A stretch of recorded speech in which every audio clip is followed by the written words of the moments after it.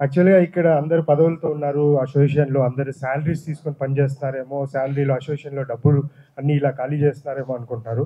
పాపం ఇక్కడ ప్రతి ఒక్కరు వాళ్ళ డీజిల్ వాళ్ళే పోసుకొని, వాళ్ళ చాయ్ డబ్బులు వాళ్ళే ఇచ్చుకొని, అలా పనిచేసే వాళ్ళే. ఓన్లీ ఆర్టిస్ట్‌ల ఒక మంచి కోసం ఇక్కడ నిలబడేవాళ్ళు, అనుభవం ఉన్నవాళ్ళు, ఆవేశం ఉన్నవాళ్ళు, తెలివి ఉన్నవాళ్ళు, ఆలోచన ఉన్నవాళ్ళు మాత్రమే ఇక్కడున్నారు.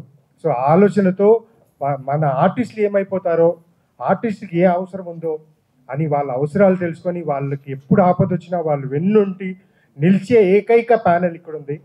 సో వీళ్ళు షూటింగ్స్ ఆపుకొనైనా సరే ఆర్టిస్ట్‌కి కష్టం ఉందంటే వెనక నిలబడే వాళ్ళు ఇక్కడ ఉన్నారు. సో వీళ్ళకి అనుభవం ఉంది. సో వీళ్ళకి అది మాకు అనుభవం ఉంది. ఈ పెద్దవాళ్ళందరితో జర్నీ నేను 12 ఇయర్స్ నుంచి చేస్తున్నాను. సో నేను పక్కకెళ్ళి ఎందుకు చేయలేదని చాలామంది అడిగారు. నాకు పక్కకు కాదు, నాకు అనుభవం కావాలి. కొందరు స్టార్స్‌తో పోల్చుకుంటారు. స్టార్స్ వాళ్ళు చాలా కష్టపడి వాళ్ళ అనుభవంతో వచ్చి ఒక స్టేజ్ ఎక్కారు. సో అక్కడ నేను ఇక్కడ అవన్నీ నడవు. సో అవన్నీ పక్కన పెట్టండి. తర్వాత పరరాష్ట్ర ఆర్టిస్టులు ఎందుకు వస్తున్నారు, వాళ్ళకి ఒక ఛాన్స్ ఎందుకు ఇస్తున్నారు అంటే అది కూడా we have a column there. ఎందుకంటే ఇక్కడ దొరకని అప్పుడు మాత్రమే అనేది కూడా మేము మెన్షన్ చేసాము. దాన్నే మేము ఫార్వర్డ్ తీసుకొని వెళ్తాము.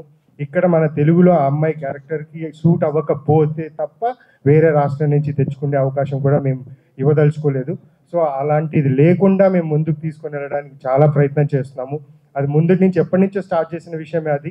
సో మెల్లమెల్లగా ఇక్కడ ప్రొడ్యూసర్స్ కౌన్సిల్తోనూ ఆర్టిస్టులు, మీడియా టీవీ ఛానల్స్ 3 సమన్వయంతో వెళ్తేనే ఈ వర్కౌట్ అవుతుంది. సో ఆ ప్లానింగ్లోనే మేము ముందుకెళ్తున్నాము.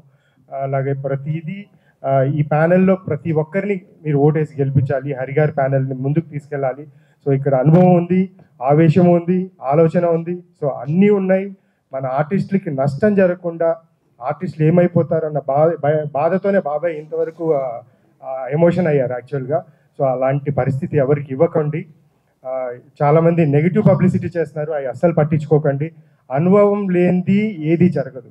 ముందు మీడియా మీదకి వెళ్ళాలన్నా, టీవీ ఛానల్స్ దగ్గరికి వెళ్ళి మాట్లాడాలన్నా అనుభవం ఉండాలి, సీనియారిటీ ఉండాలి. సో ఇవన్నీ దృష్టిలో పెట్టుకొని మీరు ఓటు వేయండి.